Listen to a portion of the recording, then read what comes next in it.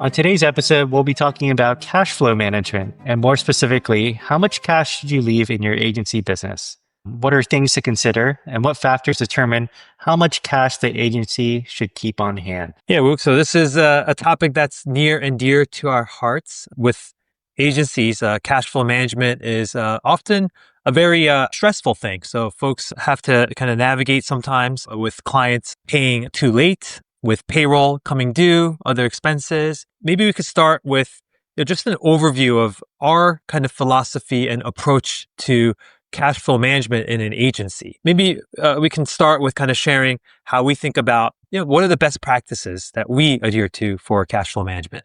To start it might be helpful just to understand, when you look at your P&L statement, it's typically done on an accrual base, and some companies do this differently on a cash basis, but we do our books on an accrual basis, which represents a picture of the business. So if done right, it should represent the revenue that was recognized or technically worked on in that month, and all the expenses that tie to that revenue in that month. So that should give you a clear picture on true profitability of the business. What it doesn't show you is the relationship to cash, because it doesn't say whether those clients paid or not, whether you actually invoiced for that work, and the same thing for all the expenses that went out. Did that really time with that period of, that month or quarter or whatever you're looking at? So I think cash is a completely different picture that we've looked at in a variety of different ways. I feel like we've made every mistake in the book on this area too over time. But cash is ultimately the lifeline of, can you run your business day to day? Do you have enough on hand to, number one, pay your team members, vendors, expenses, and then continue to keep the lights on for, the next day forward? Yeah. So with that in mind, and so just to be crystal clear on that, I think there are instances where, on paper, you might have had a amazing month or quarter on an accrual basis. So, you had really amazing revenues and you kept your costs low. So, on the P&L, it looks like, wow, we had some amazing paper profits. But what you're saying is it could be a totally different picture in the bank account, because maybe, and what are the reasons why that might not match up? Yeah. So typically some of the factors, a lot of it comes down to invoicing frequency, both from a client standpoint, but also for all of your, freelancers or variable expenses. So let's say you have, you're a project-based business and you design your contracts to be 50% upfront, 50% at the end. And let's say the difference between the start and the end could be 6 months. So you'll have a long period of time where you're paying out your team members to do the work against that project, but you're not going to receive the money for the last 50% until much, much later.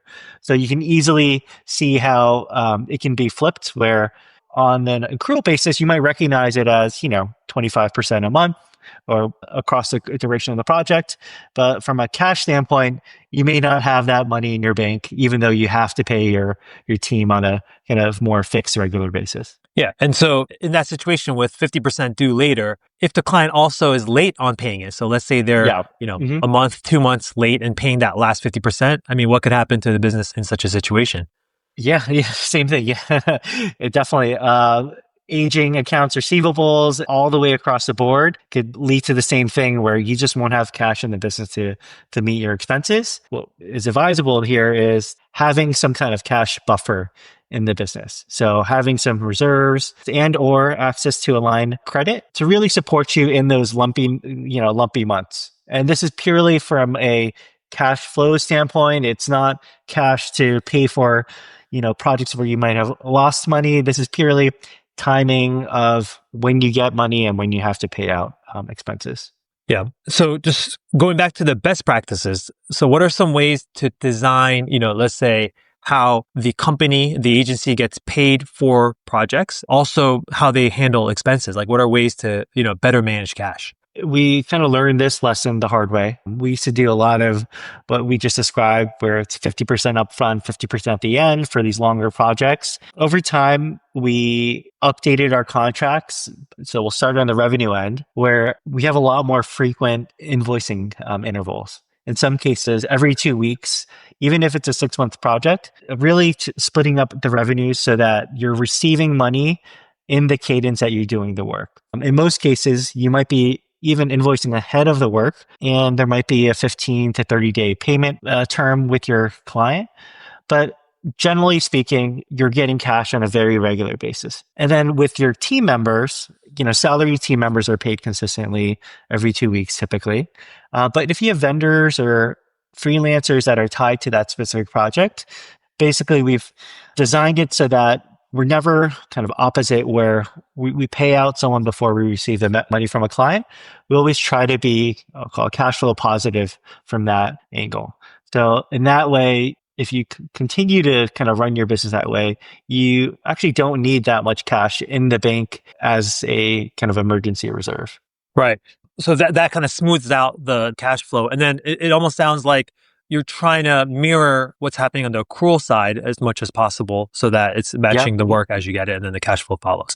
How about we've seen this kind of with more of our retainer-based businesses where there is a bit of a negative cash conversion cycle where we're actually able to, have a little bit of float and get paid upfront for the work before we pay out the expenses. Can you speak a little bit more to that dynamic of these retainer, especially these that like get paid, we invoice at the top of the month and then, what happens then? Yeah. So for the retainers, you're usually invoicing the top of the month for the following month. And in some cases, clients could pay, in some businesses, they pay with the credit card or ACH immediately. So you get the cash immediately, but the team that works on it, you'll pay it afterwards. And in some cases, net 30 beyond that. So you'll always have cash. You have float in the bank for the work and the expenses that happen afterwards. That's the ideal scenario where you have more cash in the bank than what you need to pay out later. Well, actually, then let's take another situation where, you talked about 50-50. So there is a period where if you get paid, let's say on a big, $1 million project, you get paid $500,000 upfront before you incur any costs. How should an agency think about the cash flow situation there? Like what's kind of the way to think about it? Because now all of a sudden there's $500,000 sitting in the bank. Like, should they use that to pay some other expenses, or should they kind of, like play with that money and invest it and try to make something off of it? Like what's kind of our take on that? Yeah, I remember this happened to us where a client wanted to prepay the next year's expenses in like December of the prior year for their accounting or reporting purposes. So we were sitting on like a year of revenue. And if you just go, through the typical calculation of distributing money at a certain time interval, you could easily distribute way too much money versus what you need in the future. So in situations like that, what we did was we set aside reserves of that money in particular because we knew that we're going to have to incur expenses against that contract for the next 12 months. So it's almost like a separate, allocation or bank account in some instances where you hold that money and you slowly distribute it back into the main operating account.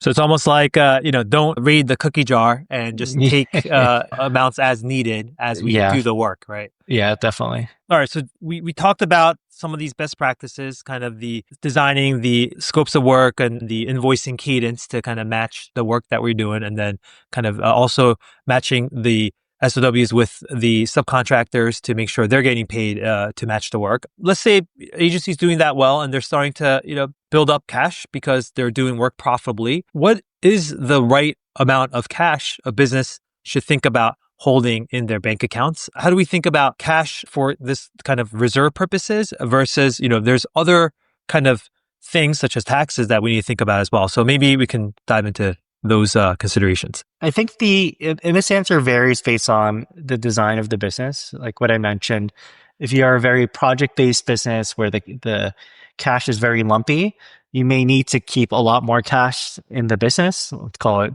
3 to 6 months of cash, 3 to 6 months of expenses of cash in the business. But if you're a more kind of retainer-based business where the cash comes in at a very consistent cycle, then it could be lower. I'll call it, 1 to 3 months of expenses in the business. I would say there's risk in, if you keep too much in the business, you may get too comfortable with and you may take on risks with projects and keeping a team member that might not be performing, or really you can compress your margins because you have the feeling of having a lot of cash in the bank. And what can end up happening is you start burning down on your cash reserves, and running a not ideally profitable business. So I think there is a good exercise to distributing profits at a regular interval. And then whether that's the partners or putting it aside in a different bank account, and then deciding what to do with that money, whether it's reinvesting in the business intentionally, or maybe even going out and doing some M&A to acquire another business line. Right. So, So, I think a good example to kind of talk about, because I think this has happened to a lot of other agencies, and I think we've been in this situation as well. You have a period where you build up a pretty significant cash reserve. So let's say beyond 3 months, maybe 6 months, sometimes even a year's worth of cash that can cover all the expenses, right? And so just on paper, you might think, okay, like we have a very strong balance sheet, we can weather storms. And so in such a situation, and I've heard this, just in conversation with other agency owners too, where you're doing well, but then all of a sudden, let's say new business dries up, you have some client churn, and you have this sense of, hey, we have the cash and I think the business will pick up again. So let's weather the storm. In those instances, typically the agency owner will draw on those cash reserves to make payroll, to continue to make sure the team is kept together. And we've done this. We've talked ourselves into like, hey, look, like we're protecting jobs. We're keeping the team together because this is a good team. And we want to make sure that, when the opportunities come back, we're ready to service those things. Let's talk through that. Like you could argue, I mean, at the end of the day, it's anyone's choice to do that with their own money, with the dollars that they have saved. But like, I guess going back to what you're talking about, the comfort level, like why is this in the long run, like not advisable? And, what are kind of the alternatives and how we think about, such situations now? you're right. Ultimately, it's the owner's decision on how they want to spend their money, right? And it's interesting because if you do have the buffer, you do have the luxury and the ability to make those decisions to say, I'm going to keep this team because I think this is a temporary dip, but I think it'll come back and we're going to need those team members in, 3-4 months. And if you can weather that storm and get through it, I think that's definitely a decision that could be made. But if you didn't have that cash reserve, you would be making very different decisions. And I think it's just really, and no one can predict the future, right? Is the dip going to be for 1 month? Is it going to be 3, 6 months? And at a certain point, the owner, the key stakeholders need to decide, how long is enough to keep burning down on our reserves. So it's not it's a emotional decision. It's not a clear decision where, how to decide when you are burning down on your cash and running a not profitable business. Yeah. I mean, you think on one end of the spectrum, you go, hey, like maybe we should all be super ruthless. And like the moment, business is signaling a downturn, you make cuts right away. And then you kind of, brace yourself to weather the storm by making proactive cuts and make sure your expenses are low, and then not have to tap into any reserves. And then on the other end of the spectrum, it's kind of like, hey, protect jobs at all costs and, use your own dollars to kind of get through the tough period.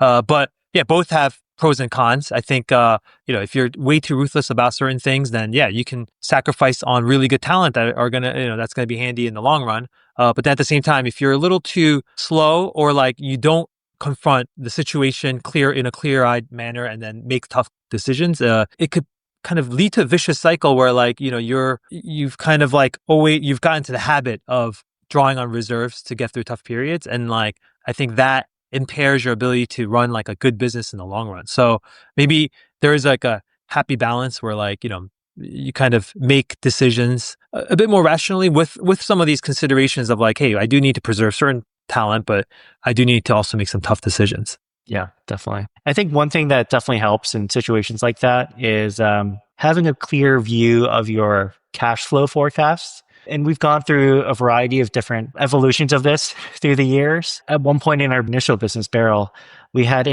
almost a full year, 1 year rolling forecast with a lot more, obviously granularity on the 3 months forward. And literally every invoice with when we thought it would come in to if it got delayed, our new projection is for when we'll receive that money to every single line item of expenses that are leaving your bank account. And, that level of granularity, I would say, is not needed now, but in certain like situations where you're really tight on cash, your profitability is down, it is a good exercise to run through to Yeah. see if your bank account is here now in 3 months, where will it be? Day by day is a very helpful picture to have. And then we had in some cases, weekly or daily look at how is our forecast doing and maintaining a healthy picture there. I would say, when times are better and, your finances more accurately reflect the accrual picture, it's not needed, but I think it's a good exercise to run through. I distinctly remember that period. We had hundreds of days of runway, which felt great. And it's like, oh, awesome. Like, our business is solid. And then we had single digit days where, we're like, holy cow, if some of these payments don't come through, like we are really screwed. Like, just insolvency is right around the corner. The imagery that was always on my mind was kind of the old time cartoons where, there's that kind of, what do you call it? The circular saw that's like kind of cutting, the wood. And then, like a cartoon character is tied to that piece of lumber. And then you're getting like just closer to that buzzsaw. But then like all of a sudden the lumber gets extended and you kind of get a few more days. But like we were always like, oh, let's just like avoid that saw, prevent ourselves from getting cut. So that was always the feeling we had kind of on the back of minds. I mean, nowadays it's a lot saner and like, maybe we could get into that. Like, as we've expanded from, just managing cash flow for one agency to now, we do kind of think about cash flow management centrally across our Barrel Holdings agencies, so multiple agencies, and we're supporting them with a centralized finance operation where cash flow management is very much handled centrally. How do we think about that, and what's kind of changed from a single agency model to a multi-agency model? A lot of the fundamentals are the same. So how we design the contracts, how we pay team members, a lot of those practices we've shared with all the companies in the portfolio. We go through a quarterly cadence of distributing profits, both to existing team, to the holding company. And then on a quarterly basis, we're also allocating funds for taxes to go to the holding company as well. And then a remaining amount we leave in the business to continue growing each business's cash reserves. And then at the holding company level, we take the money and we kind of go through the same exercise where we do have expenses at the holding company level. We'll set aside amount for the reserves that we then use for investment into either agencies or M&A, and then kind of go through that same cycle with distributions and et cetera. So the advantage of this is we have reserves at each company and there's reserves at the holding company level. So in a catastrophic situation where one of the businesses runs out of all their cash reserves, the holding company can kind of backstop them if needed. On that point of catastrophic situations, and we've obviously had our share of such situations, but maybe speak to kind of what are some of those types of situations, when do they happen, and in those situations, like beyond just what you have in the cash reserve. So let's say as a business you think the appropriate amount is 2 months, 3 months, 4 months, whatever you might have. But beyond that, what are some other protections or things that an agency can have in place so that come, some of these unexpected situations, they can make sure that the cash reserves plus whatever else can help get them through such periods? I would say from a day-to-day operation standpoint, that amount of cash reserves should be plenty. Let's say all of your clients don't pay. Yeah, in a worst case scenario, like you'll still have enough cash to make it through, 2 to 3 months. But there could be situations like, legal matters where a client ends up suing you or employee ends up suing you. There could be some kind of situation where it could go way beyond the amount that is at stake is way beyond what you have in the bank. And that's where insurance comes into play, having really good E&O insurance policies, liability insurance policies, and, when you don't need them, they seem like just an expense on your P&L. But when you do need it, it can really save your business because, a lawsuit that is millions of dollars could easily tank not only your current cash position, but future cash potential and really just take your business under. So I think it's an important part of, just making sure you have insurance for kind of the right areas and enough coverage to, based on the size of your projects and the size of your business. Yeah. And maybe Uh, about on the financing side, like line of credits, credit cards, maybe you could speak a little to kind of like when is it appropriate to leverage those instruments versus, the cash reserve? line of credit, I would say, number one, it's good to have. So as soon as you have the credit history that allows you to open up a line of credit, you should do that and continue to revisit the amount as your business grows. That's really a tool as a as an emergency. All right. In terms of order of operations, it's almost use your cash because it's probably not. It will be a lot cheaper to use your own cash than use your line of credit. Because typically, line of credit is, I don't know, interest rate north of 10%. Potentially even further. Versus if your cash is sitting in a savings account at, let's call it 5%, much cheaper to use your own cash for temporary dips like that. Yeah. Anything on the credit card side, or there are some that could be used as a line of credit on its own, right? Yeah. Some credit card companies both give you lines of credits as an option. Some have 0% interest for X number of days. In some cases, it is appropriate to use that. That could be the cheapest form of just delaying a credit card payment for 30 days because they're not going to charge you interest and it's a temporary dip. In general, I don't love the practice of delaying things like that, but it could be cheaper than using your own cash for sure. Yeah. Gotcha. So I mean, it's not too different than personal finances, where you don't want to carry a lot of credit card debt, and just have to if you can pay with your own cash, you do. But then there are some things that you do want to finance over a longer period of time if you can. Yeah, definitely. Great. So, as we kind of wrap up this episode, maybe just going back to that question, because I don't think, I don't think it's a satisfactory answer for listeners, but it's something that, maybe we can kind of recap for them. So, how much cash should an agency hold in their business? What's kind of your final kind of, recommendation here? I hate to say it depends, but I'll say low end 1 month, high end probably 6 months of cash in your business. And if it goes beyond 6 months, it's only because you have some really big contracts that you're holding, that you're getting prepaid for, that you need to keep the cash on hand. Yeah. And maybe one last kind of point that we should make is a lot of times, like cash in your cash reserves, these are amounts that you've paid taxes on for the most part. And these are basically profits that you've decided to keep in the business. And so in many ways, like beyond the cash reserves in your business, there is also cash that as the owner of the business, you can write back into the business. Maybe as a parting thought, you can kind of reflect on that. Yeah, I think you mentioned a good point. These are post-tax amounts. So every business does it slightly differently, but your cash reserves aren't the amounts that you're saving for taxes. That's something completely separate. That's expected to go out as a liability to the government. These are profits that you're setting aside, for reserves. Beyond that, I would say the owner takes distributions. And if you do want to make investments into different areas, the owners could write checks into the business and be deliberate about, measuring the return on those investments. So in some ways, we feel like it's cleaner if you do want to invest in, hey, I want to create a software product, let's say within my agency, or I want to go acquire another business, cleanly separate that out. And it's almost like don't muddy the cash reserves by spending that money for those purposes. Yeah. Or just kind of the situation we talked about. If I want to, save jobs, if I want to help my agency survive, that's also a situation where the owner can write a check back into the business, and, you treat it as a loan, treat it as a investment, whatever it might be. I think those are valid reasons to kind of think about cash reserves. Okay. Well, thanks for tuning in. We'll see you all next time.